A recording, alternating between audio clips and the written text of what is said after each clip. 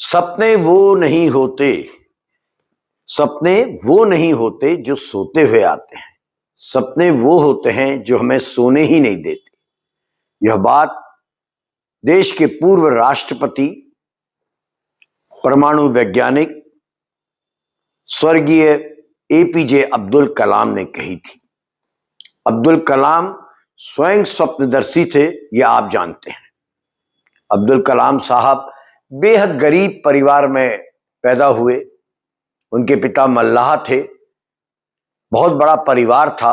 ऐसे परिवार में रहते हुए बताया जाता है अब्दुल कलाम साहब दिन में नाविक बनते थे। यात्रियों को एक कोने से दूसरी कोने नाव में छोड़कर आते थे और रात को स्ट्रीट लाइट में बैठ के पढ़ाई करते थे। और आप कल्पना कीजिए उन्होंने क्या गजब का स्वप्न देखा होगा कि वे देश के श्रेष्ठ परमाणु वैज्ञानिक बने और बाद में जाकर देश के प्रथम नागरिक बन गए। ऐसा ही एक सपना दो दोस्तों ने देखा था 2005 में। ये दोस्त थे राहुल भाटिया और राकेश गंगवार।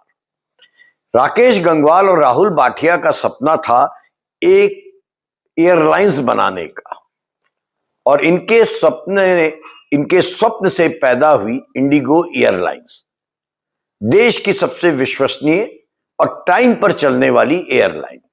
आज यही एयरलाइन संकट में है।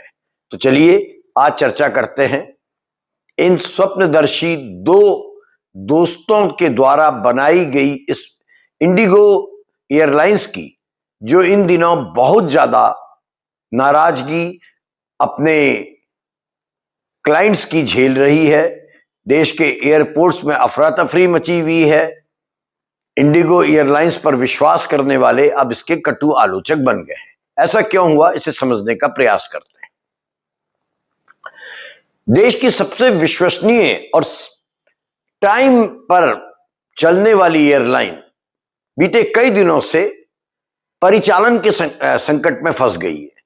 इसके जो कर्ता धर्ता हैं वो समय पर विमान को चला नहीं पा रहे हैं। लगातार उड़ान रद्द हो रही है। घंटों घंटों इनकी फ्लाइट्स देर हो जा रही हैं।